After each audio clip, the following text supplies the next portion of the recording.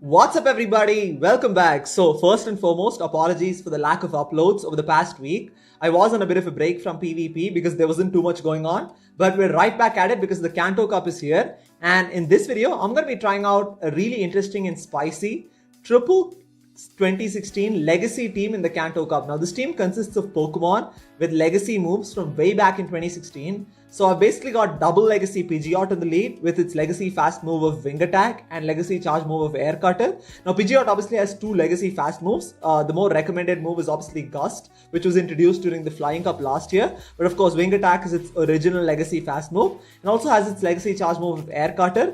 And also have Rhydon with Megahorn, which is also one of its legacy moves from way back in 2016.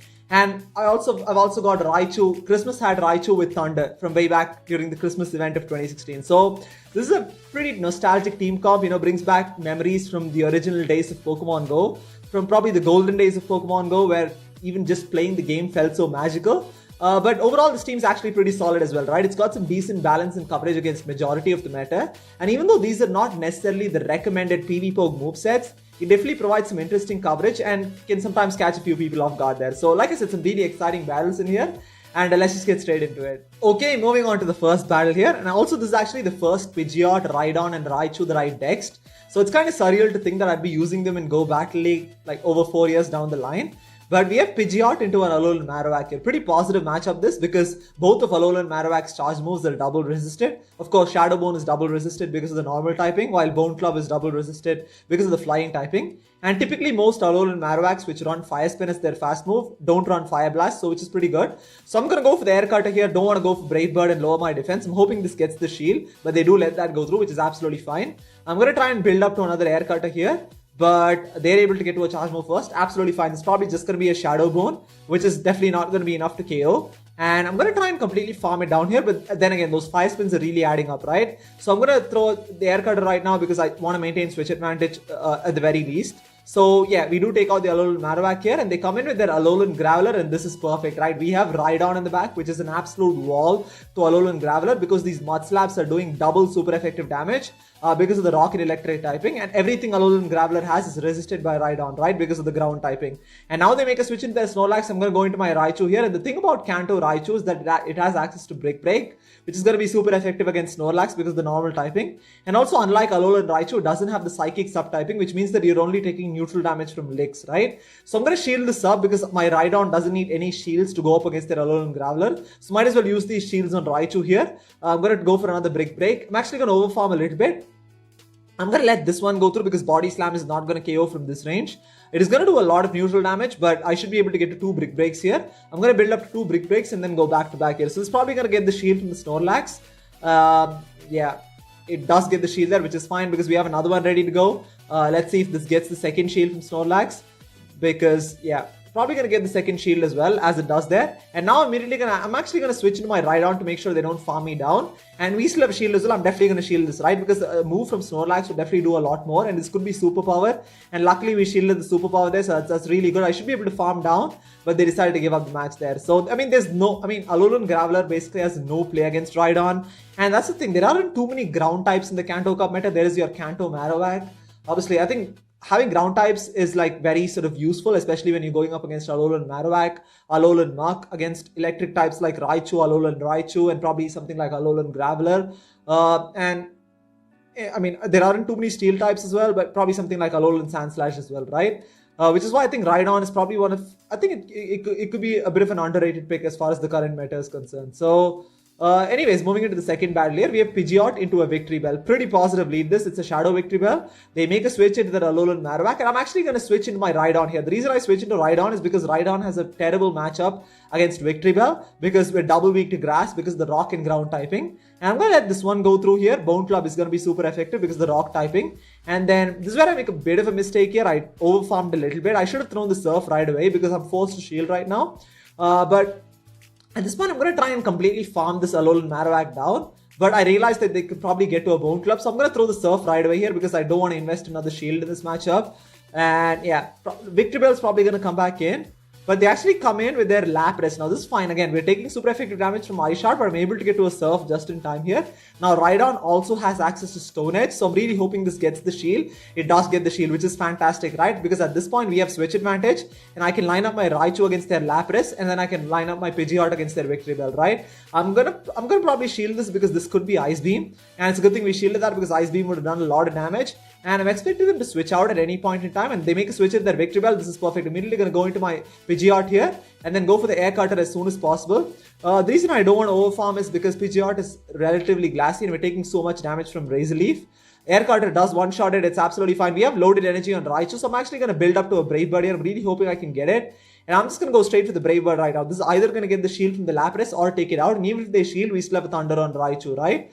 But they do let that go through, and that takes out the Lapras there. So there was basically, I mean, the only win condition was to probably survive one of the charge moves from Pidgeot because we had a Thunder loaded on Raichu, right? So as you can see, this team has been working pretty well so far. I mean, pretty positive start to this set. So let's move into the third battle here. We have Pidgeot into a Shadow Victory Bell once again here. This is absolutely fantastic. Once again, you definitely want to catch Shadow Victory Bell on the leaf because the backline really struggles against grass types.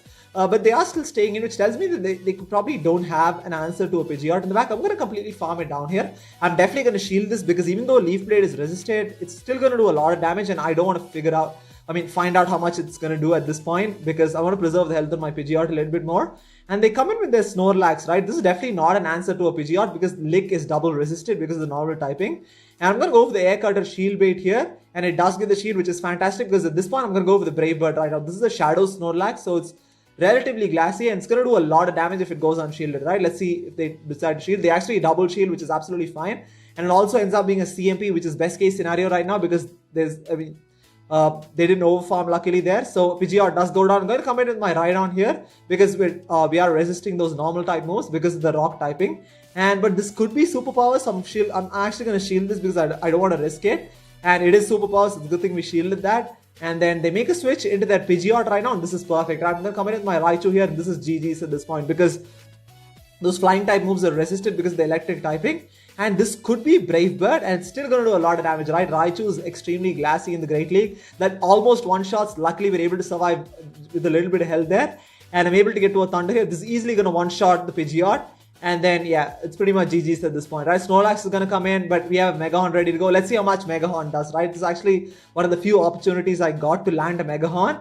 And yeah, it just does so much damage there. I mean, that pretty much one-shots the Snorlax, and it's going to take the win for us there. So pretty handy. I mean, honestly, even if we had Stone Edge, could have got to it. I think, if I'm not mistaken, Megahorn is probably a little cheaper, but I'll probably have to check that. But yeah, I think Megahorn is actually going to really help in matchups against some of the dark types, and especially against psychic types like Hypno. It can catch a few Hypnos off guard, right? So we have Pidgeot into a Dragonite. This is where it gets a little tricky right now because this whole team kind of struggles against Dragonite because, again, Rhydon doesn't have a great matchup against it as well because I'm not even running Stone Edge because everything Rhydon has is also resisted. So my Pidgeot is basically kind of my best answer to a Dragonite. So I'm going to go for the Air Cutter here. Let's see if this gets the shield from the Dragonite. And it does get the shield, which is fine. I'm going to try and build up to another Air Cutter, but unfortunately, they're going to be able to outpace us to the charge moves, right? So I'm probably going to shield this up. And then I'm really hoping they let the next Air Cutter go through. So, yeah. I'm going to build up to another Air Cutter here. And it's probably going to get the second shield from the Dragonite because, again, in Kanto Cup, you want to maintain switch advantage as often as possible. But at this point, I'm going to switch in my Raichu here. They come in with their Slowbro. It's very interesting. They have no more shield. So I'm just going to go straight for the Thunder right now. And this is pretty much going to one-shot it, right? Because it's super effective because of the water typing. I'm not sure if they misclicked that. I'm not sure what happened there. And they come in with their Ivysaur. Now, this is where it gets really tricky, right? Because I can't allow my Rhydon to go up against Ivysaur because we're double weak to grass because of the rock and ground typing. Obviously, Raichu doesn't have a great matchup against it either because both Brick Break and Thunder are resisted because of the grass poison typing. And yeah, Power Whip is definitely going to take me out. And at this point, my only win condition here is to somehow get to a Air Cutter with Pidgeot. I'm trying to get to an Air Cutter here, but unfortunately, they're able to farm us down, and this is GG's at this point. I had to basically get off that Air Cutter there, and even then, it would have been a little tricky, but I guess we could have had that. But yeah, there's no way there. Power Whip is pretty much going to one-shot the Rhydon from full health, and that's good. Yeah, that's one of those situations where if people have grass types in the back, it can be very difficult to deal with this team because especially if they have some of those grass poison types like Venusaur. Because, both Brick Break and Thunder would be resisted by Raichu. And obviously, Rhydon doesn't want to see grass types, right? Obviously, again, water types in the back are also a little tricky, but of course, you have Raichu, which can do super effective damage against it. But grass types are definitely the hardest to deal with in the back. So, moving into the final battle here, we have Pidgeot into an Alolan Marowak once again, positive lead here. And yeah, they are still staying in, which is okay. And at this point, I'm probably going to go straight for the Brave Bird because I realized that most Alolan Marowaks don't shield in this matchup. So I'm going to let this one go through here. It is a Shadow Bone, which is fine. And we don't get the defense debuff. So I'm just going to go straight for the Brave Bird right now. This is pretty much going to almost one-shot the Alolan Marowak if it goes unshielded. And it near one-shots it. I'm going to be able to farm it down here, which is great. And then let's see what they come in with. They actually come in with their Dugong right now. I'm going to try and get to a move as quickly as possible. And luckily I'm able to get to a Brave Bird just in time here. Now this is going to put massive shield pressure on this Dugong. And it's a good thing also we have switch advantage right now, right? I can make sure that I can line up my Raichu against this Dugong. But the unfortunate part is that Dugong is loaded on energy, right? Again, Dugong is extremely deadly, especially with an energy advantage because they're going to be able to spam those icy winds and lower my attack here. So yeah, I'm going to overfarm a little bit. I'm going to try and build up to a Thunder right now. Unfortunately, they're able to get to another icy wind. The reason I wanted to overfarm is because I want to really get a shield out of them with Brick Break. So I'm going to overfarm quite a bit. And then, yeah, I'm just going to go for the Brick Break right now. I'm really hoping this gets the shield because if it gets the shield, I can go straight for the Thunder, right? But they do let that go through, which is really unfortunate because at this point, I'm just going to have to go straight for the Thunder and really hoping they let this go through because my Rhydon definitely doesn't want to go up against the Dugong here, and they do let that go through, and unfortunately they have a Beedrill in the back. Now the thing about Beedrill is obviously it has access to Drill Run, which is going to be super effective against both Rhydon and Raichu, and especially when you don't have any more shields, it's going to do a lot of damage, right? That does so much damage. They're near one-shots the Rhydon, and luckily I'm able to get to a Surf. I'm really hoping they let this go through, but they're probably going to shield this, and then yeah, I mean, it's pretty much GG's at this point because I have to get to a Thunder on Raichu, and yeah, I mean, Brick Break's definitely not going to cut it. I'm not even going to be able to get to a Brick Break here. But yeah, definitely needed to get off a Thunder there because obviously Brick Break would be double resisted right? Because of the Bug Poison typing, and Drill Run's pretty much going to one-shot the Raichu there. So definitely tricky. I mean, especially if they have something like Beedrill in the back or if they have some grass types in the back, this team can definitely struggle. It's like I said, it's not the most perfect team out there. I mean, I wanted to put together an interesting team, a nostalgic team. And it's a team that you can probably try out as well if you're one of the original, if you're an original Pokemon Go player and if you're still holding on to some of those 2016 Pokemon. Luckily, I held on to all of those. I mean, this Pidgeot has really good PvP IVs, and even though I had no clue about IVs back in the day, I'm glad I held on to those. So anyways, thank you so much for watching, and yeah, I'll see you tomorrow.